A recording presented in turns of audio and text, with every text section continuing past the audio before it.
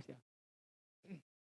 Ya, mungkin ada pertanyaan lagi mungkin dari Mas Fikri buat buat saya ataupun, mau cerita teman-teman yang Ya lain. sebenarnya ini juga dulu itu jadi kan apa, teman kita yang namanya Latif itu kan sering banget telat.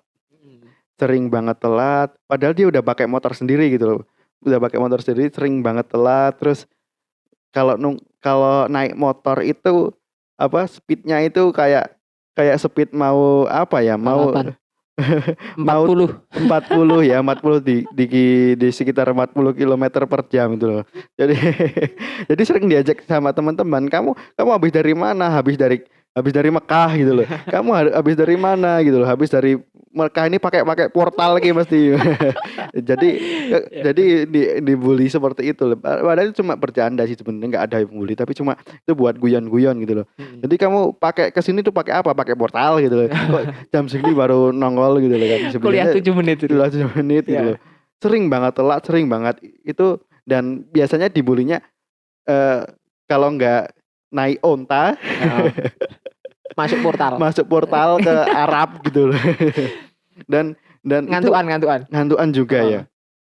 Nggak tahu, tapi dia itu kalau saya pernah ngomong sama si Latif dan cerita, "Kenapa sih kok kamu itu sering banget ngantuan terus telat?" Ya emang dia tuh punya punya penyakit apa, insomnia lah kalau sekarang ini. Emang dia bener Susah tidur ya? susah tidur gitu. Kayak insomnia gitu loh. Ah, aku ada ada cerita lucu. Jadi, pas waktu lagi ujian itu kan kalau di kampus kita ujian bersama, jadi satu aula gitu ya, Vio. Heeh heeh. Jadi satu aula. Terus kan soalnya itu kan A, B, A, B, A, B terus kan dipisah. Nah, ternyata Mas Latif itu dapat B. Nah, belakangnya itu saya. Nah, bayangin kalau ujian matematika masih bisa ngantuk di kelas. Bayangin. Loh, masa kertas di depannya itu, kertas di depannya itu dan bisa nguwer loh, Wi. Mangguk. Sangat lucu sekali. Saking ngantuknya dia tadi, jadi keadaannya itu dia itu megang megang pensil, terus di atas lembar jawaban gitu. Saking Heeh. ngantuknya, Iya. pensilnya itu kayak kayak Heeh. menuliskan gitu loh. Iya. Jadi kayak kayak ngantuk dipaksa itu kayak Heeh. tekluk-tekluk gitu loh. Tekluk-tekluk ya bahasanya seperti itu. Nah, itu bagi saya, sangat konyol sekali, tapi unik uniknya Mas Latif itu di situ. Jadi kalau, eee, bagi teman-teman yang lain, kalau hafalan surat-surat, jadi kalau di kampus kita itu ada yang namanya MTQ, ada pelajaran baca tulis Al-Qur'an gitu ya, Fik, ya. Jadi setiap mahasiswa harus, menghafalkan surat-surat tertentu untuk jadi bahan ujian seperti itu. Nah, uniknya Mas Latif hafal semua, Fik, hafal semua. Jadi kalau masalah pengajian dan masalah-masalah, uh, perbarokahan, masya paling nomor satu itu. Dan itu yang paling unik adalah ketika udah lulus ya, kalian kamu juga kenapa kok bisa seberuntung itu sama Latif itu loh. Jadi yang dulunya Latif itu dibully pernah ke Arab apa di portal Arab, dia naik portal lari onta dari Arab itu, sampai satu saat kalian berdua itu bisa umroh gratis gitu loh. Jadi gimana ceritanya gitu? Nah, mungkin Bisa dibagikan ke teman-teman ya nggak? dari teman-teman semua, ya mungkin awalnya aku nggak nyangka sama sama Mas Nur Latif itu kayak bisa jadi kayak kakak adik gitu. Jadi awalnya Heeh. nek bertemu di kelas itu kan ya ya udah, maksudnya teman kampus aja gitu. Tapi lama-kelamaan, ternyata di majelis itu ternyata satu satu majelis gitu, Wik. Mhm Nah, jadi mhm. yo, sering ketemu bareng, terus Ya ngumpul majelis bareng, itu gimana? Jadi, di situ itu kayak ada teman-teman, perkumpulan teman-teman, terus ada ustadz, ada baib juga. Jadi kita nggih, eee, sifatnya nderekaken. Jadi hanya muhibin lah bahasanya, pecinta aja, jadi Oh, pecinta jadi aja. kan diperjelas loh, maksudnya Heeh, bahasamu gitu terlalu dhuwur. heeh. Jadi kalian berdua itu ikut kayak sebuah Satu majelis majelis. pengajian gitu ya. Yang satunya pun juga pengajian itu ternyata adalah bosnya Latif. Nur Latif itu, Bosnya Latif. Berarti bosnya Latif itu kan Latif bekerja maksudnya apa yang paruh namanya? waktu Paruh waktu itu untuk bekerja untuk kuliah. di kos gitulah, Heeh, kos. Nah, kos itu yang punyanya itu adalah yang punya majelis itu. yang punya majelis itu dan kalian berdua itu juga ikut di majelisnya itu. Heeh, dan Heeh. nggak nyangka aja, beneran itu. Jadi ceritanya hari Minggu itu kalau dulu itu kan saya ada sekolah sepak bola, Fik. Jadi Heeh, heeh. berangkat pagi terus pikir saya karena itu rada mendung. Jadi waktu itu, "Oh, saya tak mampir kos dulu lah," gitu kan. Jadi sambil ngeteh-ngeteh. Nah, ternyata yang sedianya majelis itu dilaksanakan di Masjid Agung, Fik. Jadi dipindah, Fik, karena bapak yainya itu anu, Fik, tindaan atau pergilah, pergi ada undangan. Nah, jadi dipindahkan pengajian itu di kos gitu, Fik. Nah, Oh. seperti itulah cerita ketika kita ketemu. Nah, setelah ketemu kita ngobrol-ngobrol, kita jadi, satu wadah. Nah, sampai situlah kita ya nggak tahu kenapa, alhamdulillah sekali dan saya nggak nyangka aja ya, nggak nyangka, bener-bener nggak Itu nyangka. awalnya gimana sih kok bisa mencetuskan apa, ini bosnya Latif sama kamu juga itu diikutsertakan di apa, umroh itu gimana ceritanya? Nah, jadi awalnya itu kita pergi ke Heeh, Solo itu buat haul.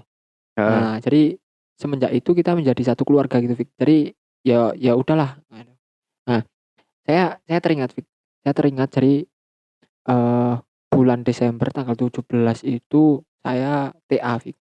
Oh, Nah, iya, jadi iya. saya TA. Nah, TA padahal haul-nya itu adalah tanggal 10 Januari, Fik. Nah, itu menjadi kado terindah bagi saya. Jadi waktu haul itu saya kayak kepengen tahun barunan gitu loh, Fik. Jadi 1 Januari kan. Heeh, Nah, heeh, itu heeh. kan padahal haul-nya itu tanggal 10 Januari. Nah, saya ngomong sama teman saya, "Yuk dolan yuk, yuk main yuk ke Semarang, enggak ya ke Solo," kan gitu itu. Nah, Iya, heeh. tapi ternyata itu nggak mudeng nek saya itu ngode kalau di depan apa, di depan tempat yang saya lagi ngumpul itu ada bakso Solo itu loh. Nah, maksud saya itu ngode, "Yuk loh makan ke bakso Solo," maksud saya seperti itu, Heeh, heeh, kayaknya heeh. nggak mudeng. Nah, sampai rumah yuk, kebetulan waktu itu lagi ada pengajian, terus ditawari, "Kamu mau ikut ke Solo nggak?" Loh, pikiran saya, "Loh, ini kayak kebetulan deh, kayak kebetulan." Loh, tiba-tiba kok ada yang nawarin saya ke Solo, padahal Mhm. ha baru aja. Tadi saya ngomong Solo, tapi kenyataannya nggak mudeng loh. Nah Iya, iya. nah terus kayak kebetulan aja, terus saya mengajukan diri, "Saya ikut ke Solo." Terus yang kepilih itu, eee, 2 anak dari rumah itu ada 2 anak, ya ikut ke Solo. Nah, ikut ke Solo itu ya Mhm, berangkat mhm, haul mhm. karena, eee, ya itu yang apa, bosnya Latif atau saya itu me menyebutnya ibu lah, karena Heeh, heeh. sudah jadi akrab, Kak. Nah, ibu itu, mau mau ke Solo intinya mau haul-nya Habib Ali Al-Habsyi. Nah, di sana, eee, nginep selama 2 hari. Nah, itu menjadi kado terindah. Saya belum belum kebayang untuk berangkat ke ke Mekah itu seperti itu. Jadi Nah, nah poin-poinnya kamu bisa berangkat terus ke Mekah itu itu gimana? awalnya seperti itu, terus saya membayangkan, Fik, kalau ini jalan-jalan di Nabawi, kayaknya asik, karena kalau di Solo itu ada kampung Arab, jadi kampung Arab. Jadi kita kalau jalan itu kayak mirip mirip saat kita di Makkah. Jadi, mungkin orang-orang yang kita temui, wajah-wajahnya, terus suasananya itu hampir sama. Nah, saya membayangkan di situ ya, ya mungkin, semua itu sudah menjadi panggilan ya, Fik. Saya berterima kasih sekali kepada bapak, ibu, sama teman-teman semua, sama ustad sama Pak Yai yang sudah selalu mengontrol, sudah menjadi pembimbing bagi saya jadi termotivasi untuk eh, belajar. Ya masih tahap belajar untuk ya hidup itu harus ikhlas ya. Hidup itu harus ikhlas. Jadi Heeh, heeh, heeh. karena ya itu tadi kita rezeki itu bukan hanya dilihat dari materi. Ternyata kumpul sama kiai, kumpul sama habaib itu bagian dari rezeki yang luar biasa. Nah, alhamdulillah mungkin dari keberkahan mereka saya bisa eh, ikut terpanggil seperti itulah Mas Heeh, Fikri. heeh. Mungkin awalnya seperti itu. Nah, setelah balik ke Wonosobo, eh, waktu itu saya sangat terharu Fik, karena saya belum pernah satu rumah dengan yai dengan habaib, itu kan satu keistimewaan lah bagi saya. Iya, iya. Karena ya mungkin loh, kita mau berangkat pengajian aja kalau sudah lihat cara udah seneng Fik, apalagi sih di rumah kan bareng gitu kan. Ya, heeh. Jadi kan mungkin itu satu motivasi, woi seneng lah. Mungkin itu udah nggak ada banding lah. Balik ke Wonosobo menjadi satu keluarga yang utuh gitu. Jadi tetap jalin komunikasi, tetap ketemu, tetap, nah itu menjadi keluarga. Padahal waktu itu saya belum kenal sama ibu, bapak, apalagi Habib dan lain sebagainya itu lebih Mhm, yang mhm, satu mhm. keluarga. Nah termasuk ada Mas Latif itu, Nur Latif. Nah seperti itulah itu pertemuan saya sama Nur Latif. Nah jadi ya sampai saat ini masih terjalin baik itu seperti itu. Nah sampai minggu itu, minggu pagi karena mendung itu, yuk saya mampir kos. Yuk mampir kos. Terus, nah tak pikir kan nggak ada acara. Nah ternyata di situ lagi ada pindahan pengajian karena Masjid Agung di Pak Oh, iya, iya. nggak mengadakan. Nah seperti itu ternyata ada obrolan kecil. Oh itu padahal guyon nih, guyon. Yuk kita mau jalan-jalan kemana? Kan mungkin udah kangen nih. Bis dari Solo mungkin ada pertemuan lagi. Yuk kita jalan kemana? Nah ada yang nyeletuk, Mer, kalau kita jalan-jalan ke Nabawi. Nah Iya, heeh, heeh. karena seperti itu ya mungkin didengar oleh malaikat yang yang lewat Ping. Nah Iya, iya, jadi gimana tuh? eh, ada perbincangan yang lebih serius. Nah ternyata alhamdulillah Ping, ya mungkin eh, berkat keberkahan dari habaib yai dan melalui ibu bapak ini menjadi satu bagian yang sangat saya tidak bisa ungkapkan kesenangannya ya. Semoga beliau diberikan keistiqomahan untuk berbuat kebaikan dan Heeh, semoga heeh. bisa ditolong oleh Allah menjadi keluarga yang mendapatkan hati yang selamat. Nah setelah itu hari Seninnya itu saya kumpulan di balai desa dan saya dapat WA. Nah waktu itu saya nggak nyangka aja kalau kalau beneran itu ajakan itu.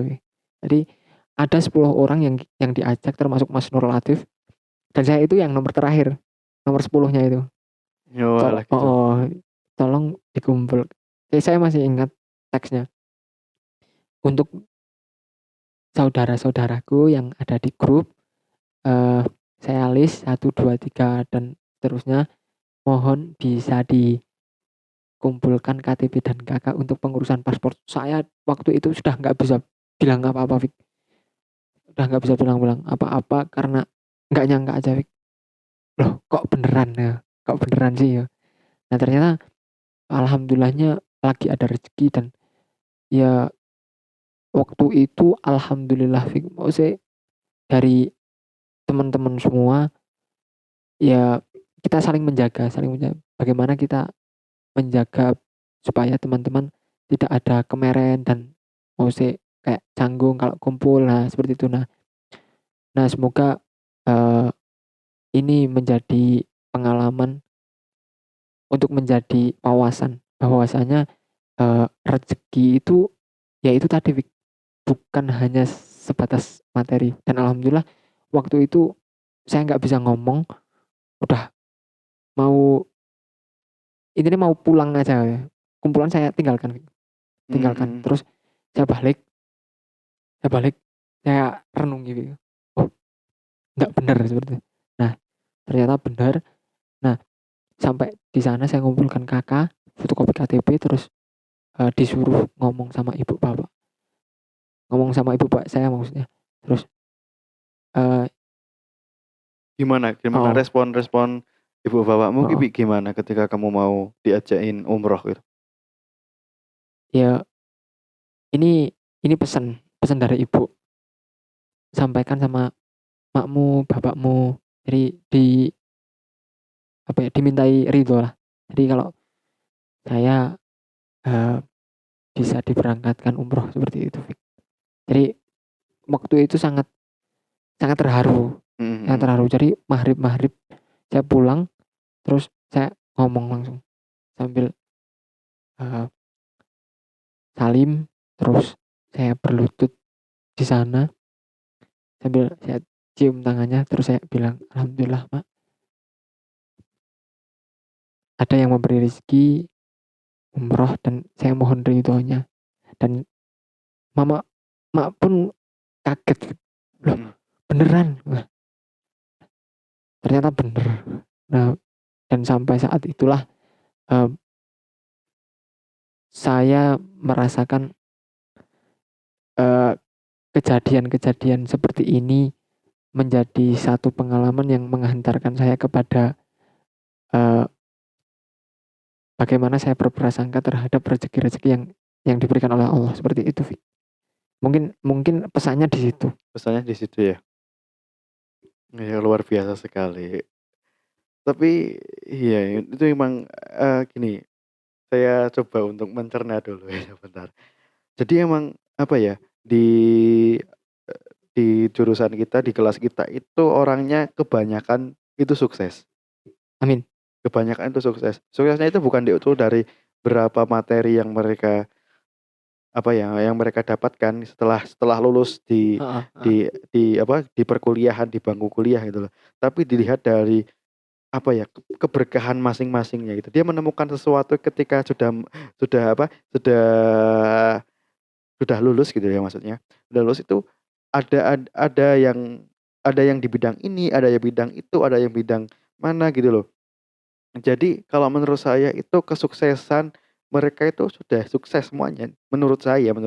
Jadi dipandang itu dari, misalnya keberkahannya, misalnya ada yang ikut ke kiai dan sampai sekarang pun juga masih masih nyaman-nyaman aja gitu loh, Heeh. masih masih diberkahi dengan rezeki juga gitu loh. Jadi menurut saya itu yang apa ya, yang pokok adalah seperti itu gitu loh. Ya apa ya, ketika kita ngomongin soal materi itu sangat relatif, Heeh, iya iya bener bener. tapi kalau ngomongin soal kesuksesan itu bisa dirasakan dari semuanya itu kebahagiaan Heeh. masing-masing Iya gitu loh. emang bener. Ada yang teman-teman itu kan sekarang ya keadaannya ada yang di pemerintahan, ada yang di kesehatan, ada yang di sekolahan gitu, Heeh heeh. ada yang di mana, di perbankan gitu, ada yang di keagamaan misalnya kamu juga di sekarang malah menjadi apa ya, menjadi staf turnya, tur apa, haji dan umroh Ah, gitu loh kan. itu ceritanya lucu. Jadi pas waktu di sana itu kayak kayak bilangnya itu kayak guyon. Jadi, "Wah, kalau gini aku tak buka dewek." Nah, ternyata sampai rumah pun itu diijabah langsung, Vick. Jadi sampai di rumah dan alhamdulillah ada kenalan, langsung dibuatkan, "Ya udah, kalau kayak gini saya buat biru sendiri aja." Walah seperti itu. Iya. Ya itu emang emang apa ya, emang emang kadar kadar kesuksesan orang itu berbeda-beda dan sebenarnya sukses itu satu sebenarnya, Bersyukur. bersyukur dan ketika kita sudah bahagia menjalani kehidupan kita sudah bersyukur dengan kehidupan kita, ya itulah yang namanya Heeh. kesuksesan gitu loh. Iya Ketika benar. kita ibaratnya orang yang belum sukses nih, walaupun mereka punya Lamborghini, mereka punya punya rumah magrong-magrong atau rumah yang besar sekali, Heeh. rumahnya banyak, istrinya cantik gitu, tapi mereka masih apa ya, ketika Merasa mereka kekurangan. ketika mereka bekerja itu masih sangat mati-matian untuk bekerja gitu loh. Iya. Ketika orang itu mati-matian bekerja, mereka otomatis nggak akan merasakan enjoy gitu, nggak Heeh. akan merasakan kebahagiaan. Heeh. Maaf, Vick, saya potong ya. Heeh. Jadi belum lama ini saya main. Jadi saya ngobrol sama teman. Jadi obrolannya mungkin karena temannya saya yo sedikit nyelelek. Yo nyelelek itu bahasanya yo mungkin nganai lah. Nganai itu apa Fik? Ya mungkin Agak karena beda gitu lah agak ya. beda, agak beda. Jadi pandangan mereka itu sangat rasional lah. Jadi bilang sama saya gini, loh kamu mau nyambut gawe, kamu mau bekerja kok mati-matian. Wah, terus ora eling sedekah jare. Loh, ngono kok diperjuangkan jare. Nah, terus saya tak pikir, Fik, lah, nek ora bekerja yo saya yo terlihat kayak pengangguran, padahal saya sudah kuliah. Nah, terus ya ini bagian mungkin dari menasihati saya. Heeh, terus ini teman saya ngomong, "Wah, apa bedanya sama orang gila jare, Fik?" Terus, Kenapa? oh, lah nek wong edan cukup mangan, yo mangan. Nek cukup hidup buat sendiri yo hanya itu yang didapat itu. Jadi bekerja ya bekerja, tapi harus ingat sedekah, harus ingat kalau kita itu hidup bukan buat kita sendiri gitu loh. Oh, Benar sih. benar benar Jadi benar. karena takaran rezeki itu sudah masing-masing. Lah wong edan saja diberi rezeki, Wik. Heeh, Oh, heeh. kan. Jadi mungkin yang membedakan kita sama sama ya mohon maaf sama wong edan tadi ya mungkin kita bisa meningkatkan bagaimana kita memposisikan kita sebagai makhluk sosial dan kita bisa memposisikan kita sebagai manusia yang mencari ridho Allah untuk bekerja seperti itu. Nah, seperti itu sebenarnya. Itu masukan yang sangat menyentuh bagi saya sih. Tapi ini ada hal yang mumpung kita membahas soal ini saya juga pengen ada apa ya sharing-sharing sedikit. Heeh. Saya mau menanyakan pendapat lah kepada kamu Simon. Jadi kamu setuju nggak kalau misalnya yang paling penting itu dalam kehidupan itu kita mau ngapain sih di hidup itu mau ngapain bukannya semua orang pengen bahagia. Nah, tapi bahagia itu seperti apa gitu loh. Bahagia itu yang kayak apa gitu. Dan cara bahagia itu seperti apa gitu loh. Saya sering sekali beberapa akhir-akhir inilah sering sering kali berpikir bahwa bahagia itu bukan berarti kita punya banyak banyak materi yang kita punya gitu loh. Bukan berarti kita punya banyak harta gitu loh, kita punya pekerjaan yang sangat mapan dan berkecukupan gitu loh. Tapi kebahagiaan itu setelah saya pikir-pikir, adalah apa ya, the way the way kita itu bersyukur gitu loh. Heeh, benar-benar. Jadi misalnya nih ya, saya sering kali ketika, eee, biasanya saya berkendara tapi pagi itu kan biasanya kemana-mana pikirannya terus Mhm. terus kepikiran, "Aku ki urung duwe cewek, aku ki urung nikah, aku urung bla bla bla, urung bla bla bla." Tapi ketika itu, oh iya tadi, saya sadar itu bahwa bahwa saya itu bisa bahagia naik motor gitu loh. Heeh. Tadinya saya belum punya motor yang bagus, terus saya punya punya motor yang bagus, terus saya bahagia. Apakah bahagianya itu sampai pada beberapa hari setelah itu atau selalu bahagia gitu loh. Jadi ketika kita mengingat-ingat apa yang Gusti Allah atau Tuhan berikan kepada kita gitu loh. Misalnya, oh saya sudah punya motor yang lebih baik baik daripada yang kemarin. Berarti saya ketika mengendari motor saya harus selalu bahagia. Ingat bahwa saya dulu nggak punya motor gitu loh Mhm. dan diberikan rezeki bisa Beli beli motor. beli motor itu berarti kebahagiaan. Nah, kenapa kalau kalau kita itu ketika mendapatkan suatu kebahagiaan, kita itu apa ya namanya, nek manusia itu nggak ada pernah nggak ingin seperti itu aja kayak serakah gitu loh. Berarti ketika kita dapat bahagia besok kita mau bahagia yang lebih besar lagi. Ketika kita dapat barang yang kita membuat kita bahagia, besok kita akan mencari barang yang bisa Lebih membuat bahagia lagi. membuat kita bahagia lagi. Nah, konsep seperti itu menurut saya itu adalah salah gitu loh. Heeh. Karena apa? Bahagia itu ya diciptakan kita sendiri gitu loh. Iya benar. Orang orang dalam situasi apapun, dalam keadaan apapun, bagi kalian juga, bahagia itu adalah the way kita bersyukur kepada kepada Tuhan gitu loh, Heeh. kepada nikmat yang kita terima tiap hari gitu. Iya, Kita bernafas, kita paling penting. bisa kita bisa bahagia gitu loh. Iya kan sekarang lagi musim corona, ada orang yang nggak bisa nafas dan harus diselang dan sebagainya. Kita naik motor, ada orang yang nggak punya motor. Kita naik Beat, ada orang yang punya Supra. Kita naik Supra, ada orang yang punya jet colet gitu loh. Ah, Jadi the way kita bersyukur itu adalah cara kita bahagia, sesederhana itu gitu loh. nah, ya, Menurut oh. menurut kamu Jadi gimana? mungkin kembali ke rezeki ya, Fik. Jadi kembali ke rezeki, mungkin takaran rezeki itu kembali lagi bukan masalah materi saja. Jadi kalau kita takarnya, misal contoh, kalau orang yang bekerja 24 jam harusnya lebih kaya dari orang yang bekerja 1 jam, Fik. Mhm. Harusnya, kan? Mhm Terus mhm. kalau orang yang petani ya, contoh petani. Petani kalau kan butuh pacul. Seharusnya kalau bakul pacul atau penjual pacul harusnya lebih kaya daripada tukang macul, Fik. Nah, konsep-konsep yang seperti ini bagi saya, ya karena semua itu sudah diukur gitu, Fik. Sudah diukur karena ya tadi ada berapa banyak sih orang yang mempunyai kecukupan untuk pergi haji tapi belum, mohon maaf, tapi belum belum dipanggil oleh Allah. Itu kan masih banyak sekali, Fik. Heeh, bener, Heeh banyak sih. banget banyak Jadi banget. mungkin yang seperti ini bisa menjadi perasaan kita selalu berprasangka baik dengan rezeki yang diberikan Allah setiap hari, seperti itu, Fik. Jadi eee, mungkin kita belum bisa seperti yang lain ataupun kita belum bisa seperti apa yang diharapkan orang lain. Nah, itu mungkin Allah masih menyimpan untuk lain waktu ataupun di lain kesempatan ataupun dengan cara yang lain gitu ya. Mungkin kalau saya sih seperti itu pandangannya, ya ini ada saudara yang mengatakan sama saya, jadi lulus SMA sama lulus kuliah itu bedanya di sini.